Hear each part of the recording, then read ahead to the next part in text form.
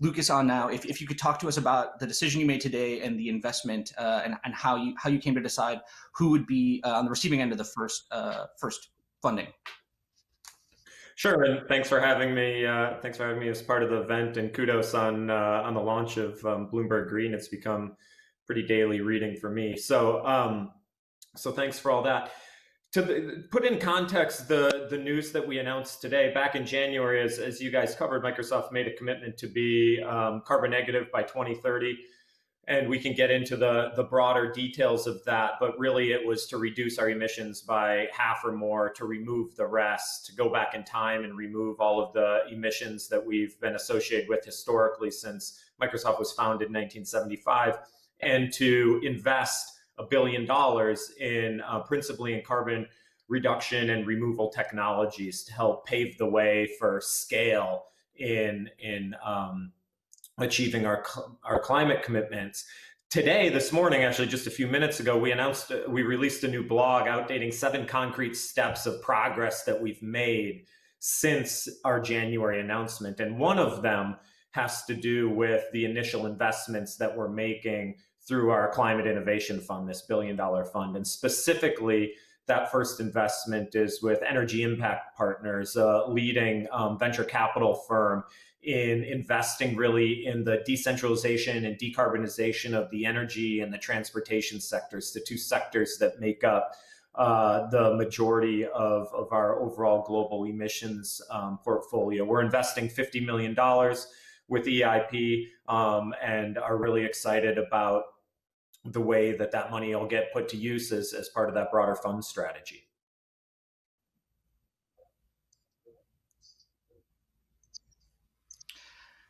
So can you explain to me how Microsoft builds this ecosystem of both creating funding for carbon negative technologies and taxing your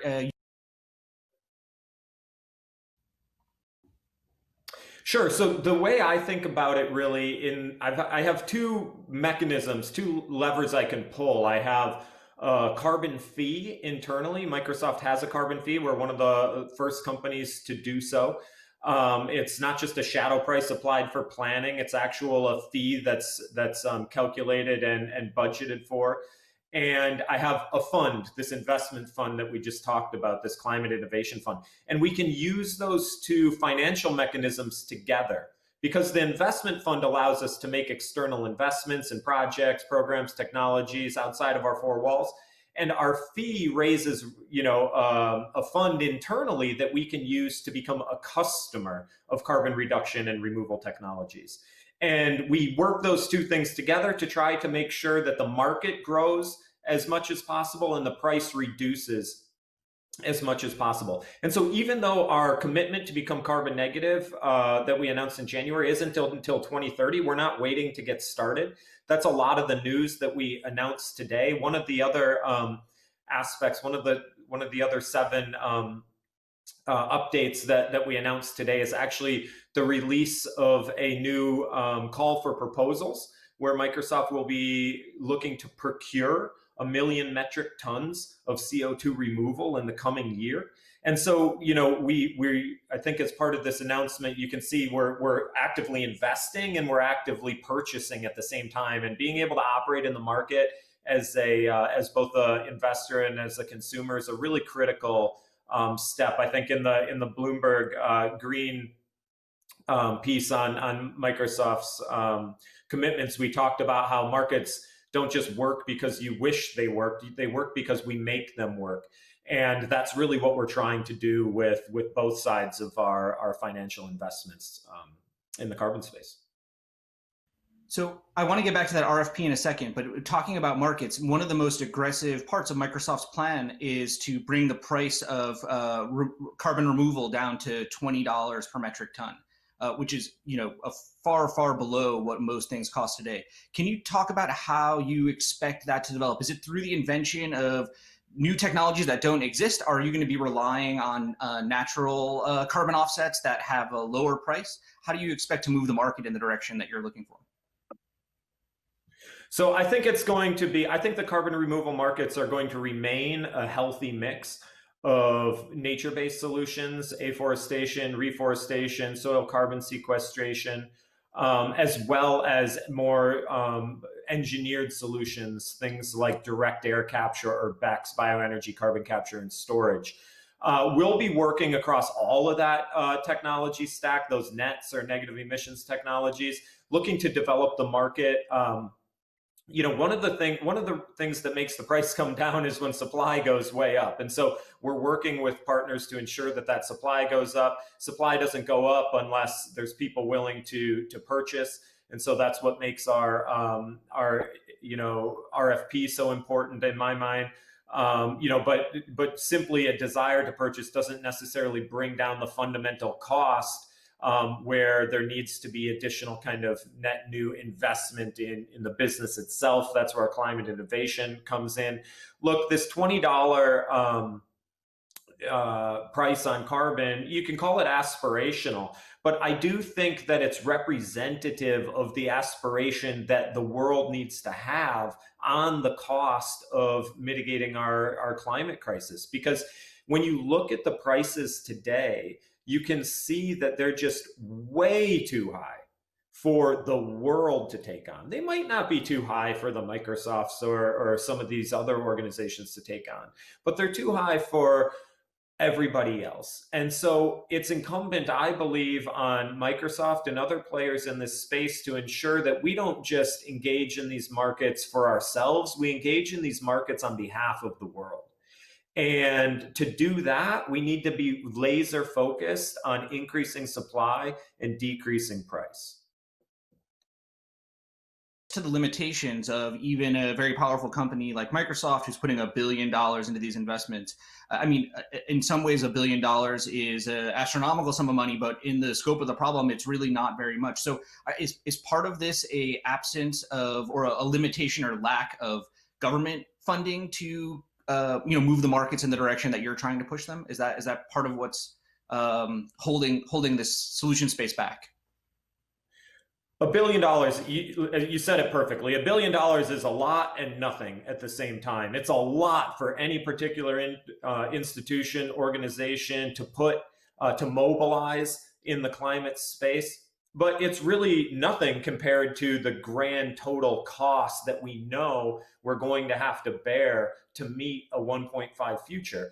But I would just preface that with one more thing, which is that the cost that we will have to pay is, again, nothing when compared to the price that we will end up paying if we don't invest in stabilizing our climate systems. And so you asked about government policy. Of course, we need government policy in this space. Government policy in many ways is what can kickstart markets. And one of the problems that we have in the carbon market is that there isn't a requirement to play in it.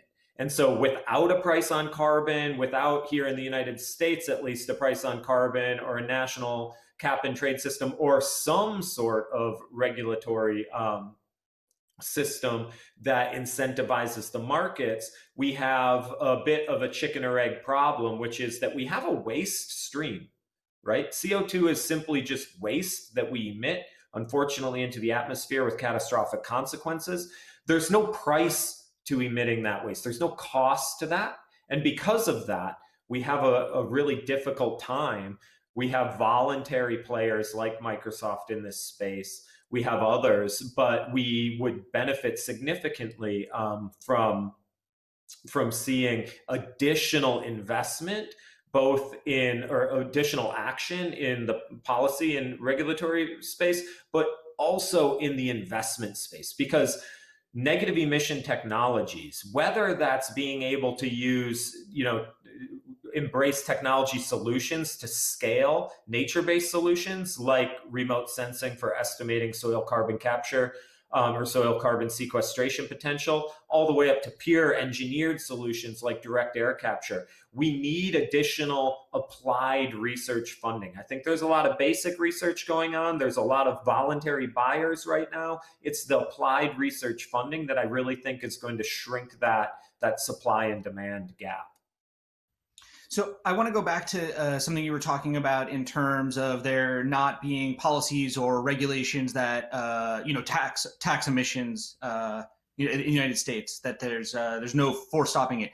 One of the things that often gets brought up in these discussions, it's clear Microsoft is doing an extraordinary amount to eliminate its emissions, but at the same time, you still do business with fossil fuel companies, who use Microsoft products as part of their operations.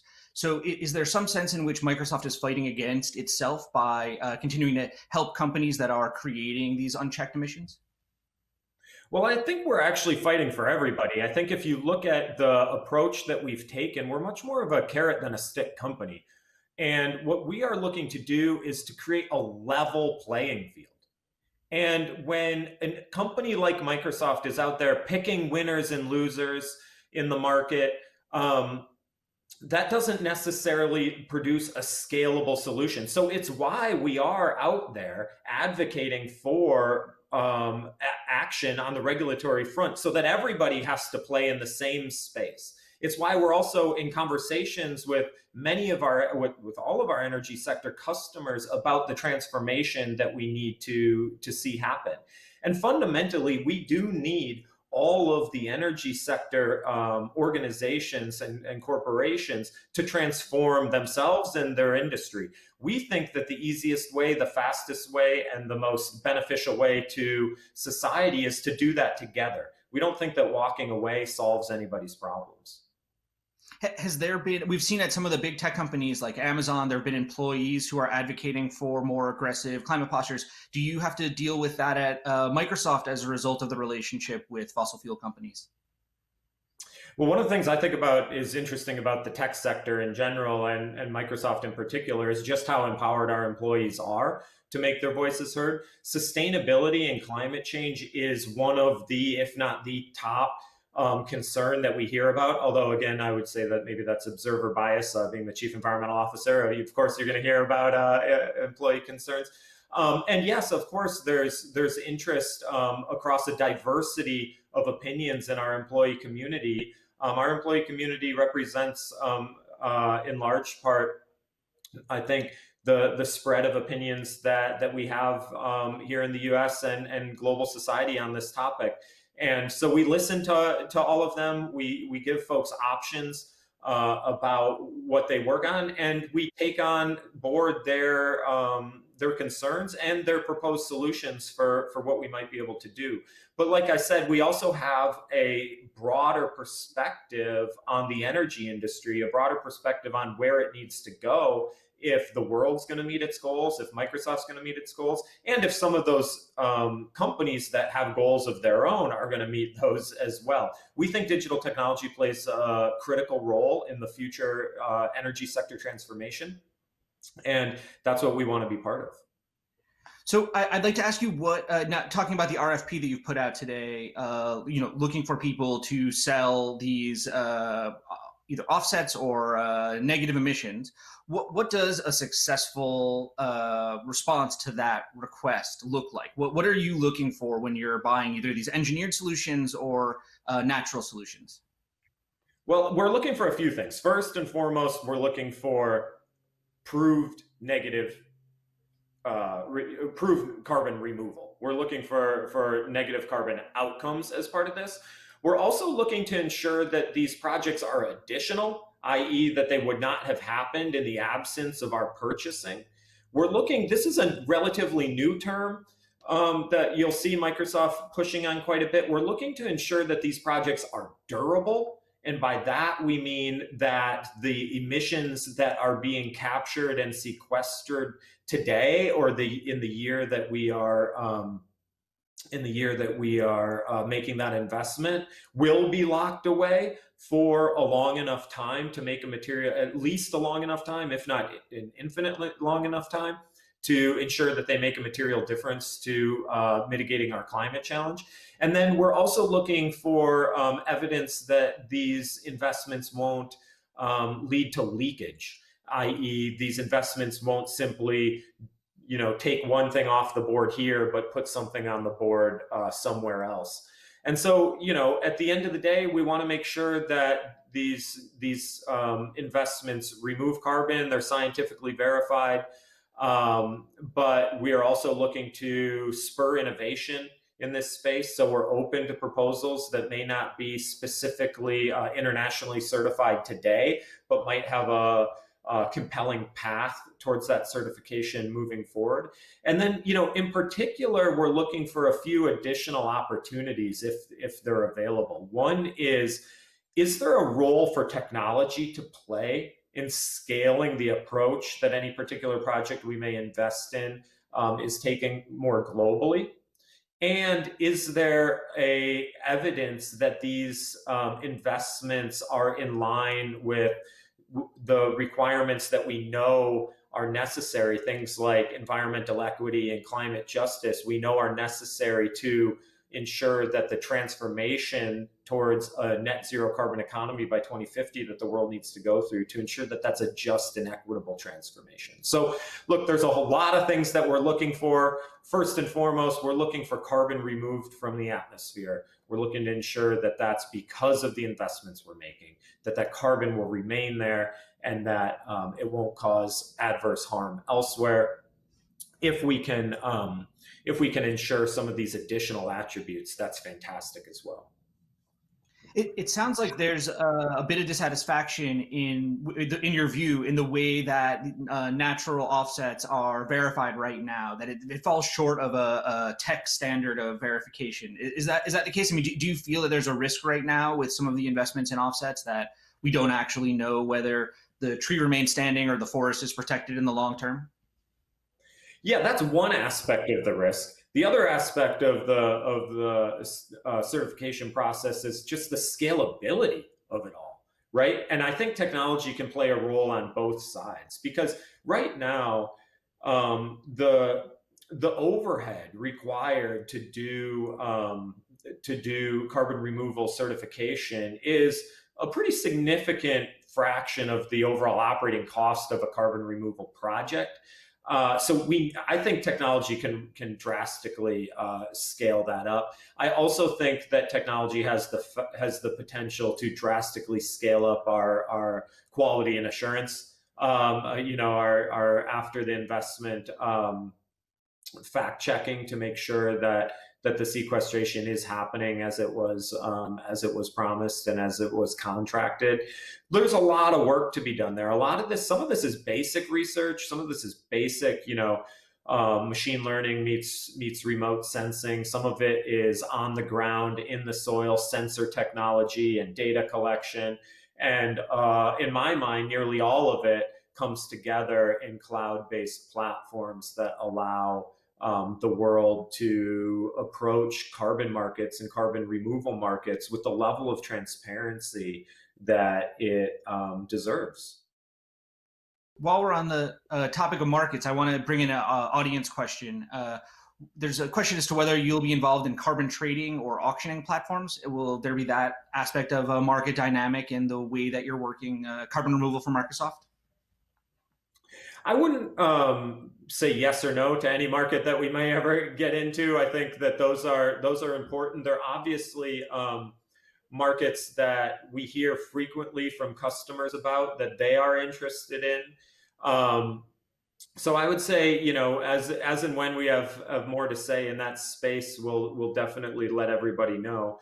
But I think that spirit is that I already voiced is probably the most important thing to take away, which is that we need to take a very broad view on what's necessary and the role that a company like Microsoft might be able to play or should play.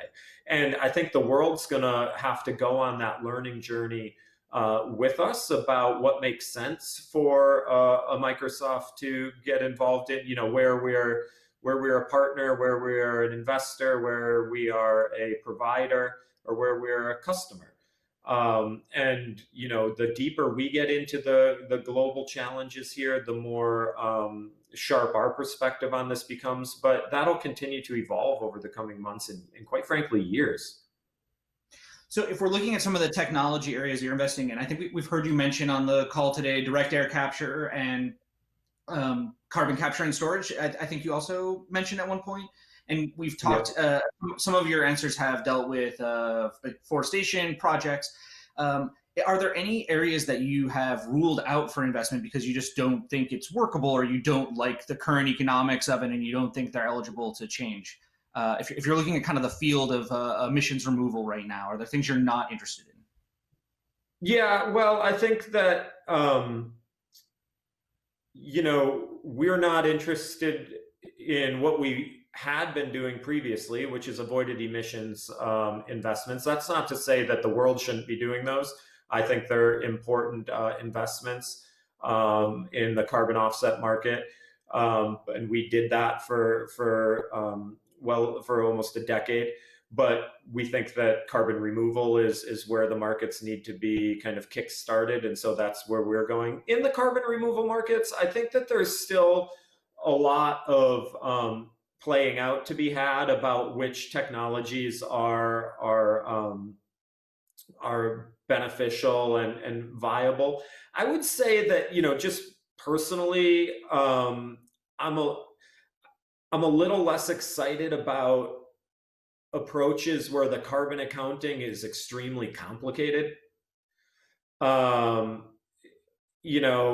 because just the number of steps in the chain that have to be verified and validated just makes the accounting systems a lot harder. And we already are behind the curve on carbon accounting already. So, there's, I wouldn't say I would rule anything out. I'm not crazy about, large scale geoengineering. I don't think you're going to see us, investing in some of the more out there geoengineering technologies. I think that we have plenty to do and plenty of opportunity in the more standard opportunity basket that we're talking about in the RFP.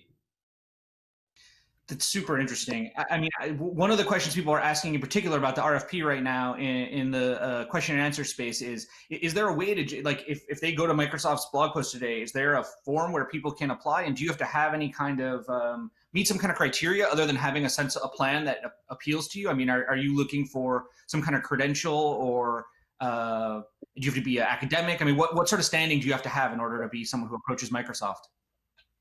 So the RFP will be actually sent out tomorrow to a long list of organizations that we've been cultivating over the past 6 months.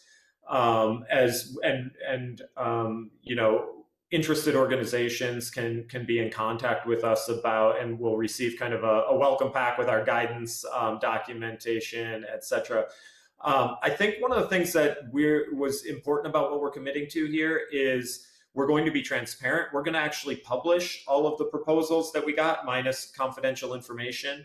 We're going to publish our guidance document. We're going to publish what we end up investing in, what we didn't invest in, because there's not a lot of transparency in the carbon removal markets today. And we really want to show the world what the market actually looks like, which many people don't know.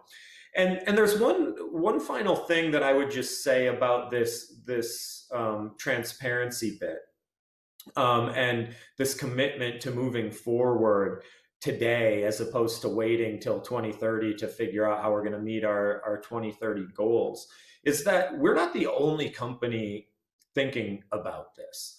One of the last bits of news, and one of the main bits of news that I'm really excited about, that we announced earlier this morning, is a new coalition that Microsoft and 8 other companies came together, called the Transform to Net Zero Coalition. And it's a coalition of companies that are leading the way to net zero or negative goals that are beyond commitment setting and are really firmly in the commitment implementation phase, and focusing on putting together the best practice, the business integration guidebooks and frameworks to share with companies all around the world that are looking to either figure out how to achieve the commitments that they just made, or how to make commitments in the absence of an organizational roadmap.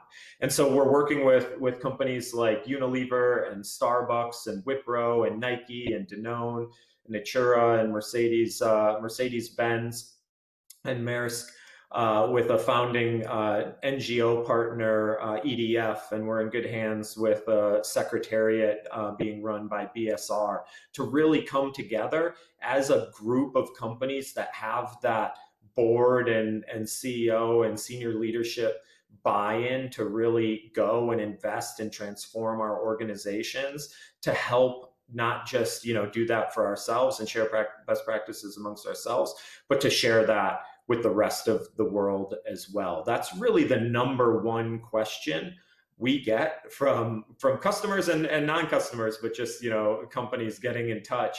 The number one question is, well, how are you doing it inside of your organization? And I know that's a top customer question from the other members of the Net Zero Coalition. And so I think we have a lot to add, actually, by showing the world that this isn't just possible. It's actually good for business, because I think if you look at those companies, there are a set of companies that are doing quite well generally as well. I can tell you just from seeing the questions in the chat here that people already want to know where they can go to find the information that you'll be putting out in terms of transparency of what the coalition or what Microsoft thinks of as successful approaches to carbon removal. I want to ask you one last question before we close. In our profile of you that was in the first issue of Bloomberg Green by a veteran Microsoft reporter, Dita Bass, it was very clear that you have like a big appetite for risk. There was a whole discussion in the beginning of your comfort with risk and the fact that you're often injured from the sports that you play. And I wanted to know if you see any risks in the approach that you're taking with Microsoft. I mean, we're very, I think it's very interesting to think of climate solutions from a tech lens, but sometimes a tech mindset can lead into, difficult directions. Do you think there's any risks with taking a tech-focused approach to a problem like climate change? Well, look, I mean, any risk-averse solution is not one that's likely to lead to significant impacts down the line. I think I wouldn't say I have a healthy appetite for risk. I say that I have a healthy appetite for tackling solutions and integrating risk into the overall decision framework for how to do that. I think from a climate perspective, we have been exceptionally risk adverse in the short term and exceptionally risk okay with risk in the long term. I mean, we wouldn't be in this situation if the risk that destabilizing our climate system presents is astronomical. Yet somehow, when you try to do something about it, people say, "Oh, hey, you must have a high appetite for risk," right? I'm like, no, I have a low appetite for risk. I'm trying to avoid the future risk. I'm okay. I'm okay taking a little risk now. I am not afraid of swinging and missing. As long as we're out there swinging, we're going to hit some, right? And the more you swing, the better you get. Is technology the silver bullet to solving our climate challenges? Absolutely not. Is technology an underinvested in area as an important tool in the broader solution portfolio of getting ahead of these existential challenges? Absolutely. And so all I'm here to do is to say that Microsoft and the broader tech sector, we have a role to play. We're not the only players, but I do think it's time that we do our part. Well, Lucas, thank you so much for being here today and for telling us about Microsoft plans. It was fascinating, and I'm really glad you could be here. Thank you. Thanks for having me. It was a pleasure.